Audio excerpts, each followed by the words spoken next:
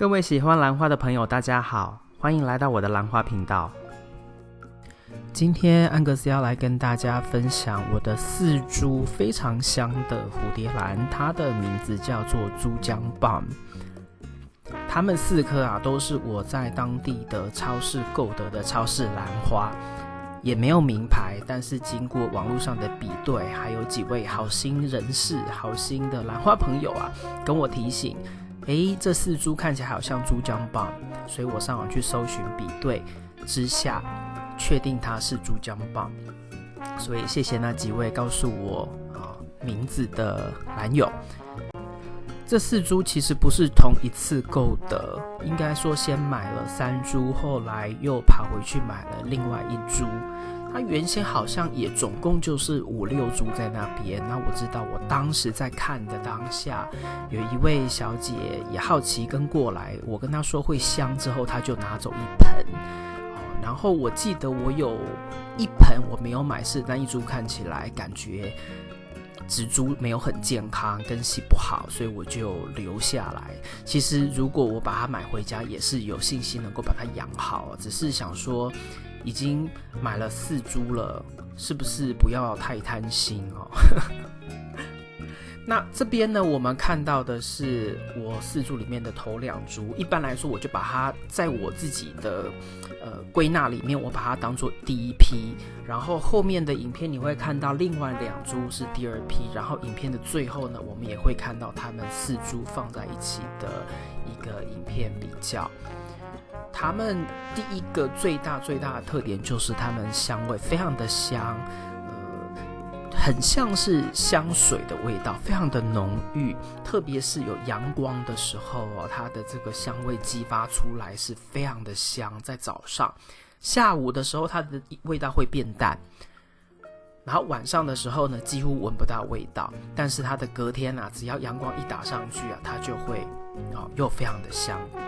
另外一个特色就是它叶子上面有隐性的叶斑，但是一般来说呢，是在比较新的叶子上面会有，然后比较旧的叶子呢，它那些叶斑、隐性叶斑会慢慢的淡去。然后它的这个花梗呢，其实有时候有小小的续花性就是在花开完之后呢，它有时候还会再长个1-2个花苞，然后它的花梗上面的节点也非常容易能够长出刺花梗。那这些刺花梗不一定是在同一年会开出花，但是呢，它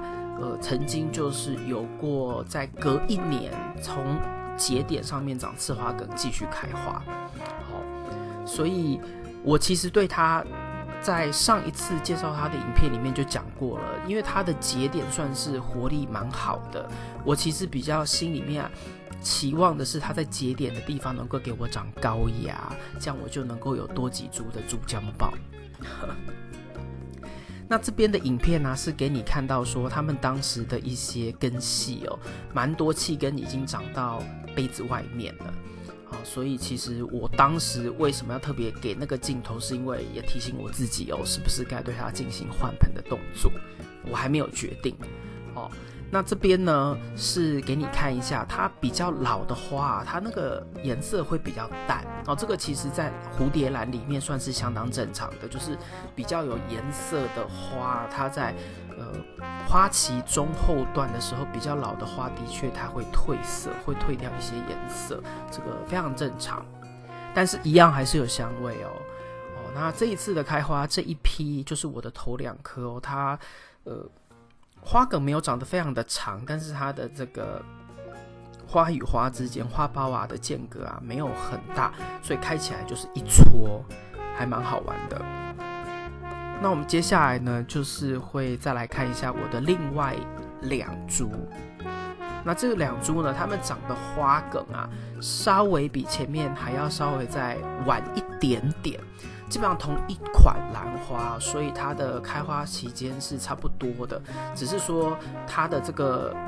长势有时候刚好就是会差个那么几天，甚至到1个星期左右。那这一批这2株，它的这个花的数量有稍微少一点，可能是因为这2株也刚好就是在开花的同时也在长叶子，所以可能在养分上面呢，它有互相竞争到一点，就没有完全把养分集中在于开花、长花苞、开花。那这种时候，其实大家可以学学我做的就是因为它在开花需要养分，但是长叶子也需要养分，所以在这个时期我就没有特别用开花肥或者是氮肥，其实我用的就是平衡型的肥料。假使你对平衡型肥料不熟，就是它的氮、磷、钾3个数字都是同样的。当然也有人说平衡型的肥料其实不平衡，但是因为我们也没有办法真正去测试所以就是姑且相信。那我的理论是因为它需要开花又要长叶子，我如果给花肥或给叶肥都会可能造成它营养不平衡，所以我就干脆就给它平衡型的肥料。但是呢，平衡型肥料其实在我的使用上是使用最少的，因为一般来说兰花它要么长根长叶，要么开花，所以它很少时候会同时长叶子又开花。有啦，但是呢依照它的这个生长的周期呢，我会针对它所需要的去给氮肥或者是给开花肥。当然开花肥我告诉你其实也没有真的会让花开的比较好或延长它的花期，我自己个人的经验测试下是没有。但是在那个时期最后面这2株我其实就选择给它用平衡型的肥料，因为我也希望它新的叶子能够长大，不要变得小小的比较好看之外呢，它也比较多叶子能够进行光合作用，再制造更多的养分嘛。那这边呢就是影片比较后面的部分呢，主要是给你看一下当时它4株基本上已经全部开完花的样子，其中有1-2株我记得还有一点点就是尾端还有在要长花苞的迹象，但是呢那个时候这个影片片段基本上就是想要给你们看一下它们全部开花的盛况，非常的香。4株摆在一起，早上起来太阳一照下去，或是我的植物上的灯打开，过一段时间我可以边喝咖啡然后边闻它们的香味，非常的香。它们的周围基本上你只要走过都能够很轻易就闻到，所以有机会能够入手或是能够看到